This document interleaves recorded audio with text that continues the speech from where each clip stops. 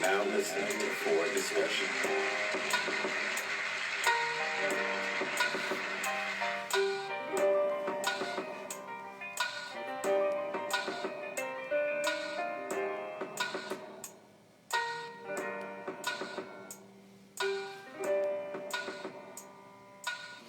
You are now listening to Forward Discussion. What is up, everybody? I appreciate y'all for rocking and coming in on this Saturday, like I said earlier. Yo, it's a lot of things going on out there in the world, so I hope everybody's safe. I hope everybody taking care of business. I hope everybody taking care of their family and protect themselves by all means. By all means, please, I hope that everybody's out there protecting themselves. Again, I appreciate everybody for rocking with us. Welcome to Season 3, Episode 2.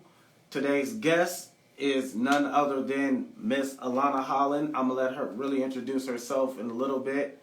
But, you know, depression, mental health is a big thing.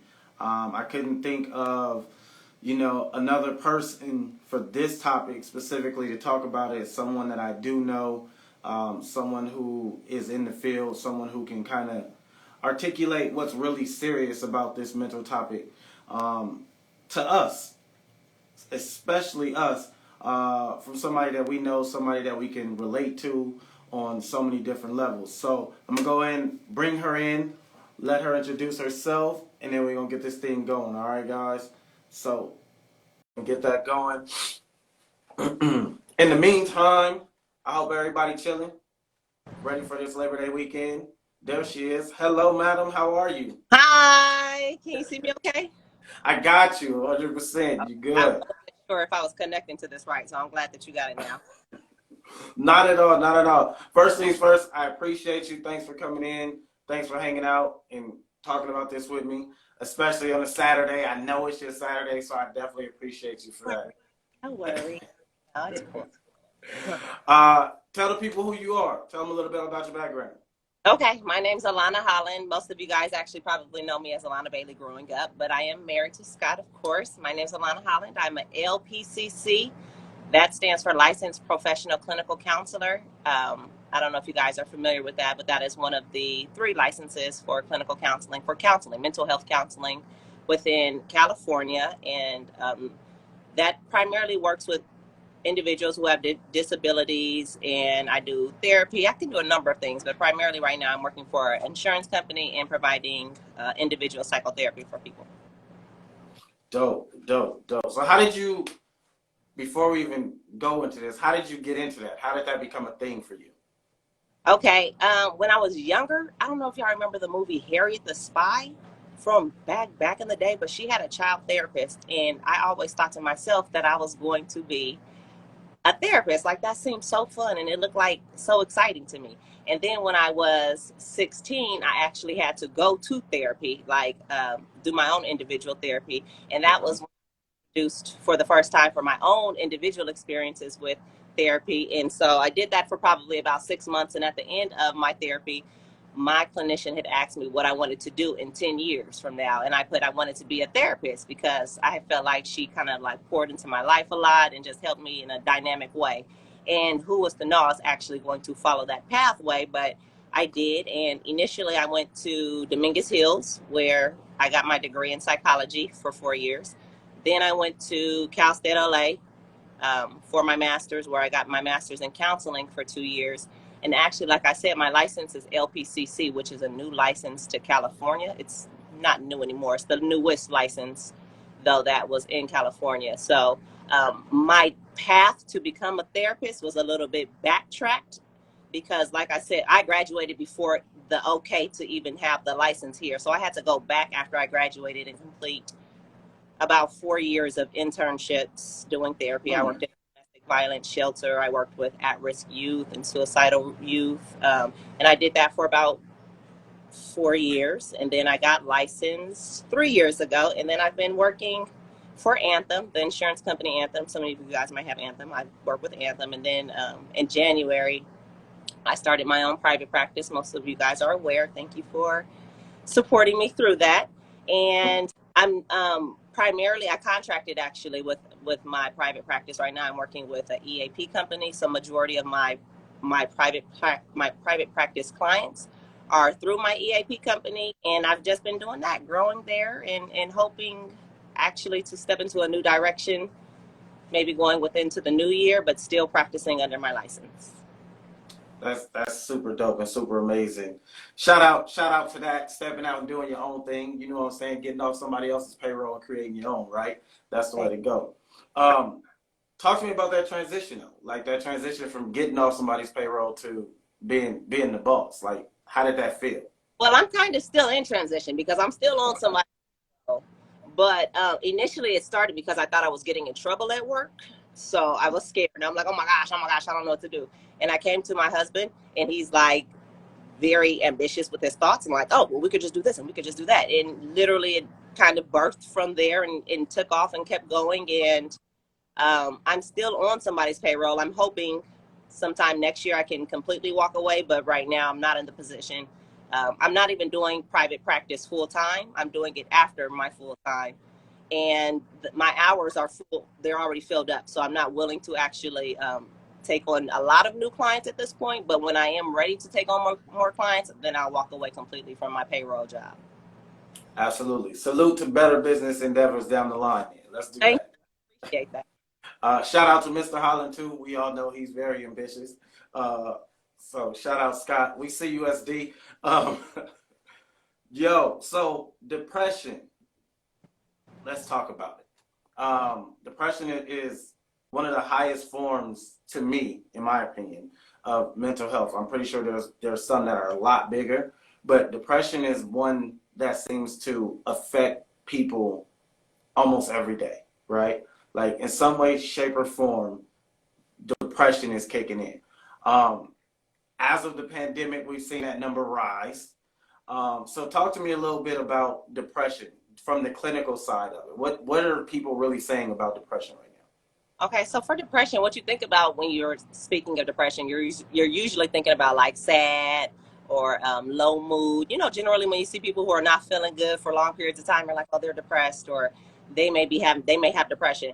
When reality is, a lot of people, they may have symptoms of depression, but don't actually have the criteria of depression.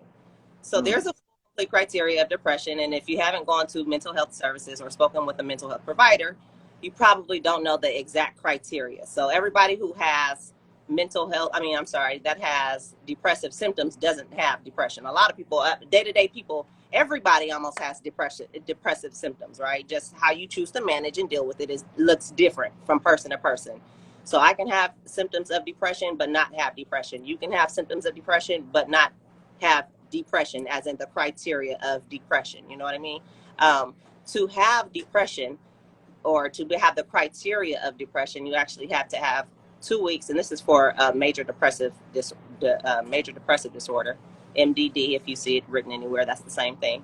But you have to have 2 weeks of ongoing symptoms. I think it's 5 or more symptoms within these symptoms. And if you guys want me to, I would love to just go ahead and list those symptoms for you. Absolutely. Yeah.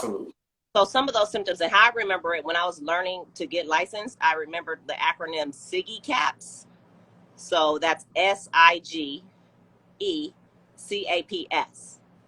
So that's SIGE CAPS. And SIGE CAPS is the acronym that I use for the criteria for depression. So the S stands for sleep. The I stands for interest. The G stands for guilt. The E stands for energy. C stands for cognition or concentration. The A stands for appetite. P stands for psychomotor, and S stands for suicidal. And so I'm going to just break down a little bit each one of those letters. Absolutely. Is sleep. So any changes within your sleep, a lot of times when people have symptoms of depression, they either sleep a lot, or they have the opposite, where they're not sleeping any and they're kind of insomniac. You know what I mean? A lot of people on Facebook all the times are like, oh yeah, I was an insomniac and I've been up all night and watching YouTube or whatever they're doing at 3 a.m. Those are also symptoms of depression. I'm not saying that if you're insomniac, then you have depression, not at all. But that is the S for it. Sleep, you could either oversleep or you can undersleep. So just kind of depending, each person is different. How depression affects everybody is different. Then I is interests.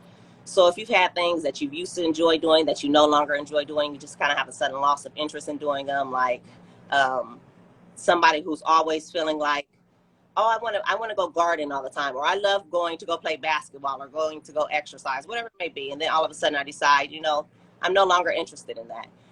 And that's something that I no longer want to do or choose to do. That lack or change of interest is major within that. Like a lot of times I see that with my teenagers that I treat, because they used to enjoy doing all these hobbies. Like, oh, I used to enjoy doing art, or I used to enjoy playing the piano. But now all of a sudden they have a loss of interest in the things that they used to enjoy doing.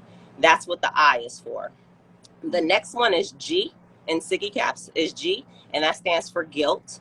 And that's almost like having the feelings of being guilty, feeling worthless, feeling unvaluable. A lot of times when people are depressed, they feel like their life is not valuable. They feel like what they're dealing with is what they're doing on a daily basis is worthless, and they usually have low self-esteem. That's the G. That stands for guilt. E is energy.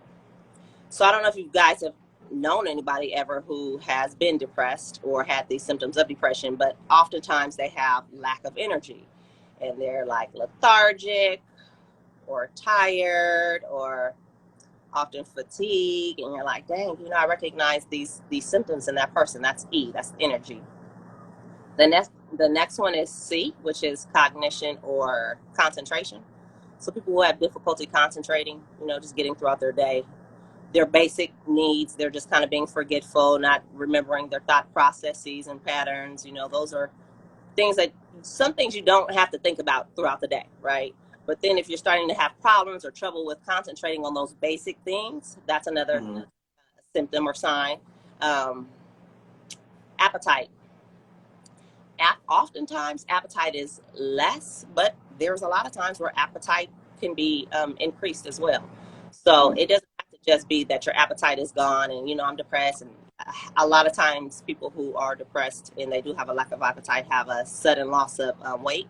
Like they'll lose 12 pounds in 2 weeks, like stuff that you don't generally do. You didn't do that from the gym, right? Whoa. So lack of appetite or overeating. A lot of people you hear also overeat, like, oh, I'm stress eating. Oh, I'm depressed. I'm eating ice cream, stuff like that. That's the A. Then there's psychomotor, which is like irritable, agitated. Anxiety plays a part in that as well. Psychomotor. A lot of people who have the depression diagnosis also have anxiety. They kind of come hand in hand. So you will hear about them, but they're not necessarily treated the same. But you can. But a lot of times you'll have both if you have one. There are times where you can just have depression or just have anxiety as well, though.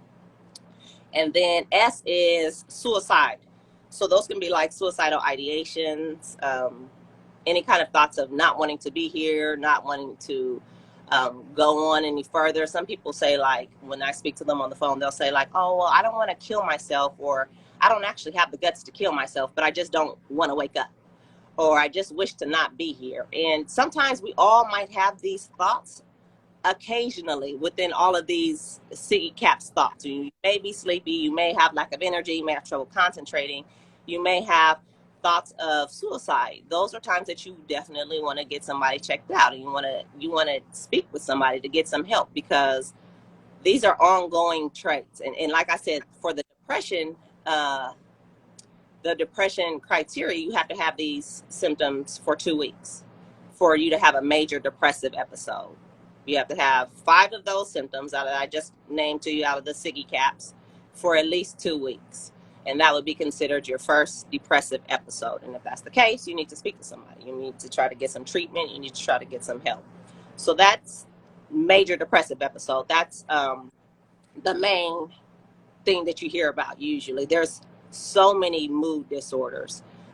There's postpartum. There's dysthymia, premenstrual, bipolar. You guys often hear about bipolar disorders, dysthymia, cyclothymia. There's a lot of mood disorders, but what you hear about most often, of course, is, like I mentioned to you, major depressive disorder. Right. So do they all fall? So I was actually reading something on that today. where it lists different types of depression. And as you said, they're mood disorders versus actual depression. They just fall under the same category. Yeah. So, and is there times, because you just said there's a 2 week, like you have to have 5 of these for 2 weeks. Are there times that it's you have to bypass that because it's more severe than actually watching them for 2 weeks or them having it for 2 weeks? No, in order to have the criteria, you need to have at least 5 of those symptoms within the 2 week period. That's just for you to get a major depressive episode. Now, underneath like major depressive episode, if you have bipolar, their criteria is different. There's bipolar 1 and bipolar 2. We used to walk around just hollering people who were moody had bipolar. Like, oh, they tripping over there, or oh, they acting moody. They're bipolar. But there's a full criteria to this. So major depressive episode is included underneath the bipolar diagnoses. And then for bipolar, you also actually have to have either a manic episode or a hypomanic episode. So really, when we were walking around calling everybody bipolar and telling them that they're moody and everything, we weren't even saying the right thing. We were just ignorant to it. We just didn't know. You know what I mean? So for the people who are still doing that, that's not the right diagnosis to walk around telling everybody that they are. And we all go through that, right? Call somebody bipolar, or like, oh, they, like you said, they tripping, or so and so stayed in the house for a long time. Oh, he just depressed. He'll get over it. You know what I mean? But what we're not privy to as growing up, because these are things that we don't know growing up, or we're not taught growing up, that these are real things. So how often would this be, or how often? Let me ask this question. How much does depression play a part in what people do on a day-to-day basis, as far as just noticing it and then trying to shake it off? Because you have people who, oh, I'm not depressed, so I don't want to see anybody. And then it turns out they are depressed. So how far off are they if they have to have these signs or this criteria? Really starts getting into when depression is beginning to become an impairment within your life, then you should probably start recognizing this as something that you need help for. So if you're, everybody needs help. If you have depression, you should seek help.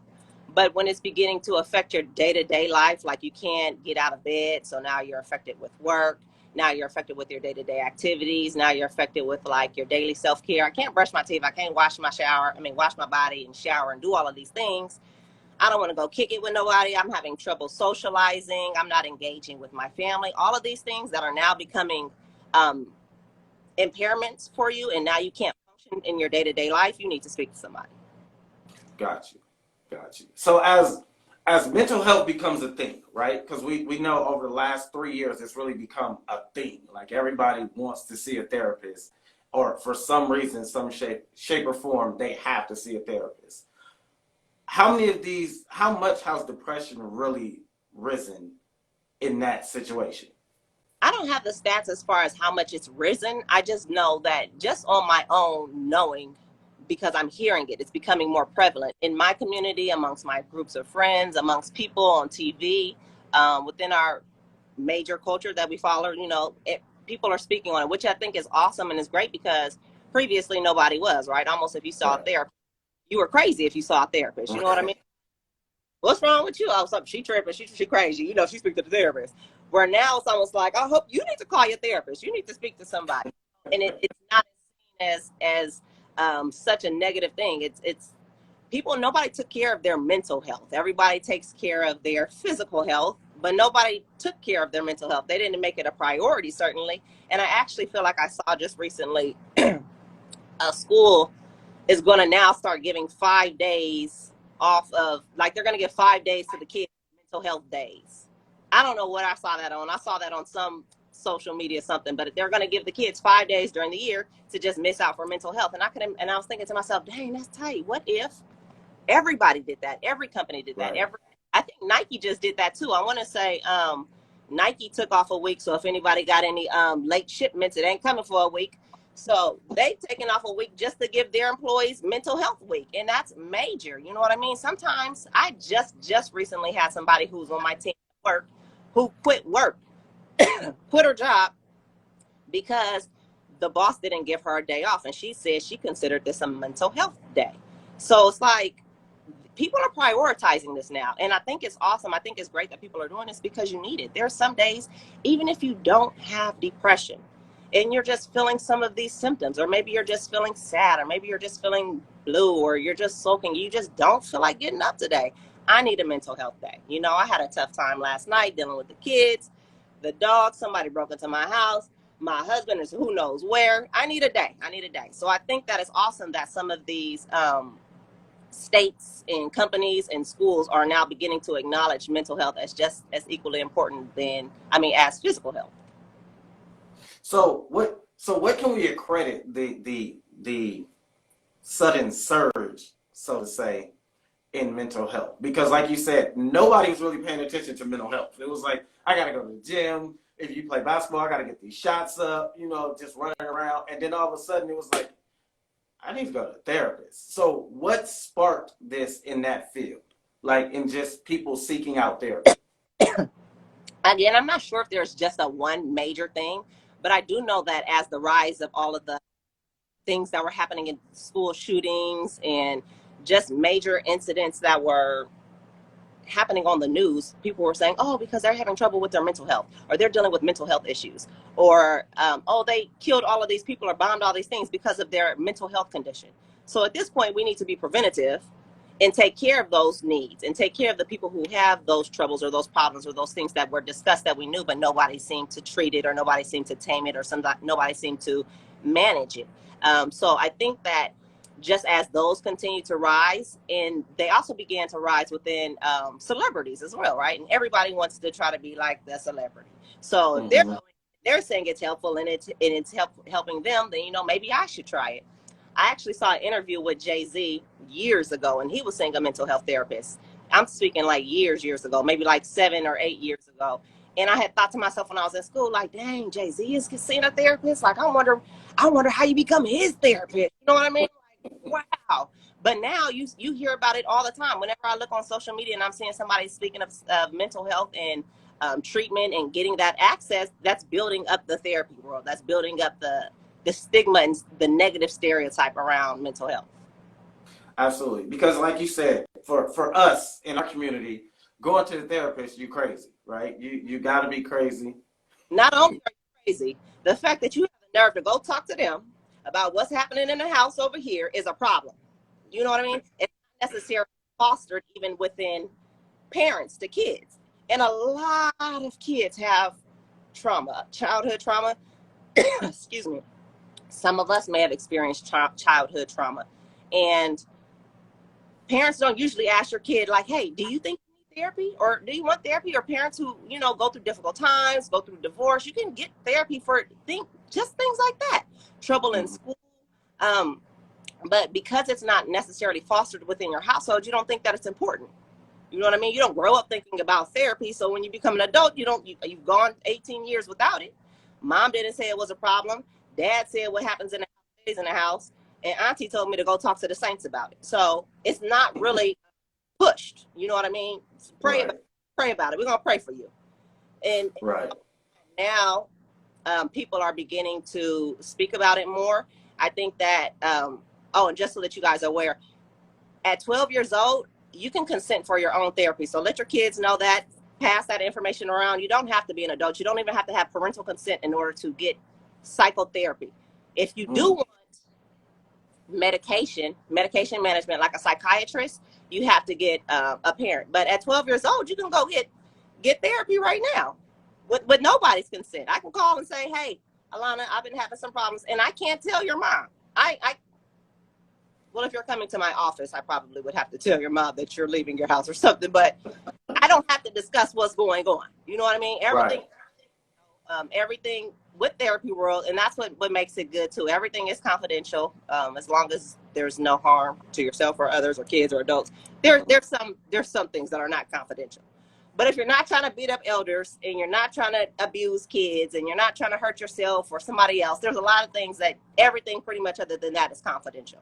But again, because it's not discussed or needed, or not even needed, discussed within the household as a primary need, as a priority, then a lot of times that's not the case. I have a lot of friends who've gone through divorced households and none of them have received therapy.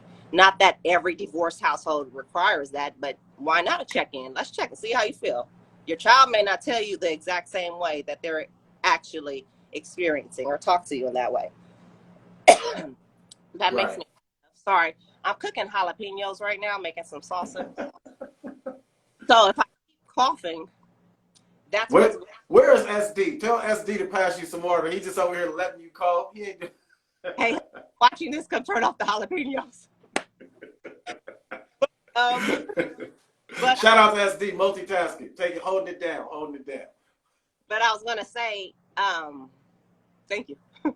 I was gonna say that depression in childhood, depression for kids actually looks different, also for kids than it does for adults. So I had named all of the symptoms that are required for you to have depression as an adult. But depression shows up a little bit different in kids. You know what I mean? Kids are very, very, very resilient. Very. Absolutely.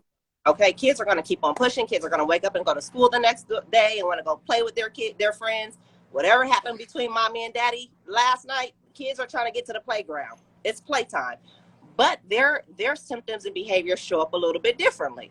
They show up more like aggressively, aggressive behaviors, behavioral problems, trouble at school, lower grades. These are things that all of us that have kids need to keep in mind and consider, especially if we know that something is happening that they're going through, but they're not necessarily coming to us to discuss it. You know what I mean? So for kids, it is still prevalent equally, and they need they need therapy just as much as an adult would need therapy. Because as kids continue to grow and they don't get their treatment, they're just going to become teenagers without treatment and then become adults without treatment. And so now we have all of these adults who are living like we do now with misdiagnoses, undiagnosed, no treatment, and trouble, problems, difficulties with functioning within day-to-day life. You know what I mean? Within our relationships, they begin to show up.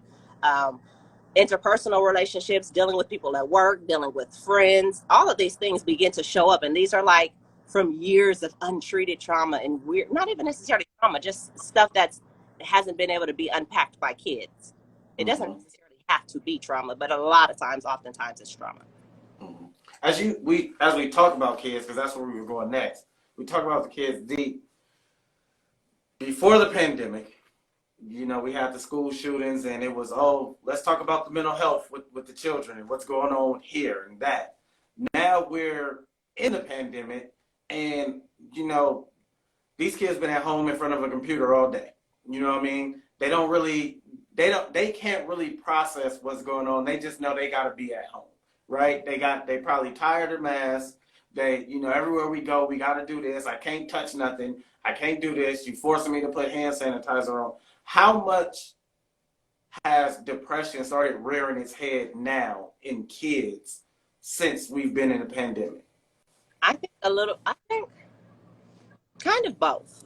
So in the pandemic, depression has gone up across the board for everybody. It wasn't just the child thing. It wasn't just a teenager thing or a young adult or adult.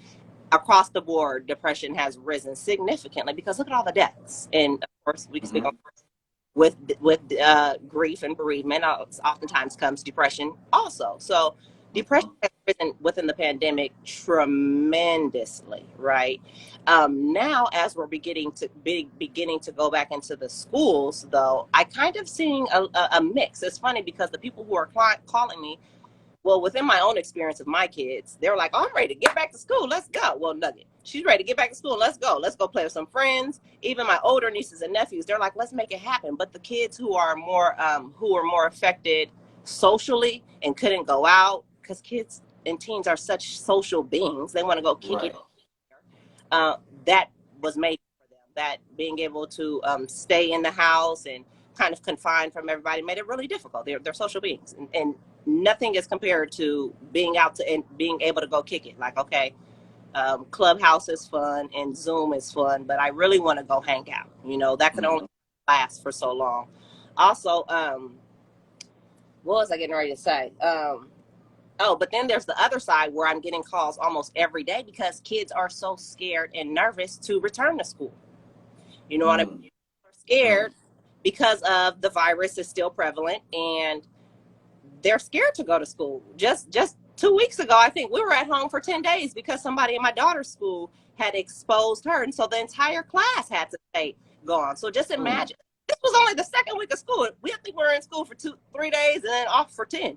So this is something that's serious, and people are experiencing this and having these same thoughts and these same feelings. I just briefly looked at Tara's mentioned something about kids in sports. Yes, a lot of kids are contracting the virus and being exposed to this in sports as well. So Mhm. it's equally scary as it is as I want to get back out there, but there's very few people who feel completely one way. I get a lot of mixed feelings about it, Got it.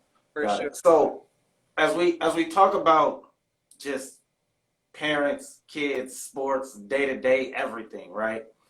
How does one so this is a two part. I'll ask one and then I'll ask the other. As a parent, if I notice that my child is doing things that are not normal, as in is just showing signs, right? After therapy, taking them to therapy obviously is a first step. But how do I cope with them in the household? Mm-hmm. How does that look? So what's important is whatever therapist that you're working with, if it's a parent who's sending their child to therapy, it's important to kind of know not what they're talking about, but maybe some of the techniques and the modalities that they're working on so that you can bring that back home. I often like to do CBT, which a lot of therapists at this particular time in life are doing CBT, which is cognitive behavioral therapy. And what I like most about it is it's something that you can take home. It's very visual. You can use boards and clips and stars and stickers and posters to kind of see the visualization of if the behavior is continuing or if the behavior is changing and coming down, depending on if you're trying to increase or decrease whatever the behavior is.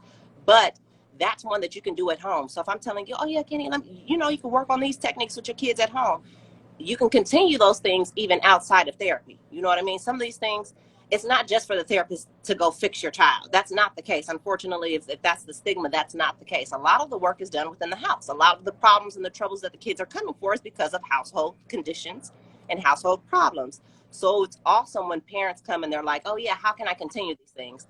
Oh, let me tell you, this is the kind of chart that I've been using with him, and this is how I've kind of been tracking these behaviors, and this is what it looks like for it to come down. It's also important to have coping skills because we have to be able to manage what we're doing on a day-to-day basis, and to grow up and to become functional adults, you have to learn how to function with the problems that you're dealing with now. You know what I mean? And so coping skills are different for every single person. What Mm-hmm. you do to cope may not look different, may look different than what I do to cope, and you may cope in an unhealthy manner, but that is helpful for you. So we're going to try to replace those unhealthy coping skills with maybe something that's more helpful, or somebody who may cope by singing or cooking or gardening or deep breathing, counting backwards. There's a number of coping skills. What may work for me may not work for you, but there's a lot of them. And I stress to people to try to find something that you can kind of do to just kind of bring you out of the moment. Just take you out the spirit. If you got to close your eyes and count to 10, just do that before you respond. I tell people I think I'm developing some type of schizophrenia. Maybe I shouldn't say that on mental health, but I be talking to myself in my brain like, Alana, just take a moment, just pause, take a moment, and then respond, because you can lead yourself into so much different things if you just spew out stuff. And if you could just take a moment to yourself, have a moment, think about what it is that you're trying to say, cope at that moment, and then move forward. If you have to take some deep breaths, that's very helpful for a lot of people, taking deep breaths, counting backwards. I personally love to journal, so I'm always writing down stuff. I'm Mm-hmm. more uh, a journaler, so I do that often. Exercising, that's a great coping skill. There's so many different ones that are good for people. You know what I mean? Some people cope with drinking and alcohol, which that's not a healthy coping skill. Unfortunately, a lot of people I know cope that way, but that's not a healthy coping skill. So we would try to look at trying to replace that with a healthier coping skill. As Tar B puts, a blunt break. Yeah, there's a lot of those. a lot of people that do blunt breaks. Back to the point of schizophrenia. That's not that. That's being a parent now. That's what that is. Because you Like, got to stop and think and be like, don't do it. oh, Don't do I it. can't say that. I can't say that because you're only 4. But Absolutely. you have no idea. But no, that's just being a parent. So so let's talk about that per se, right? I have depression. Let's say, hey, I have depression, but I'm also a dad, right? How do I handle that? Because I have a child who's fully active, going 100%, but I have depression, and let's say for this situation, I know I have it, but I haven't went to see anybody about it, and I'm on the fence about it. What would you recommend to an individual like that?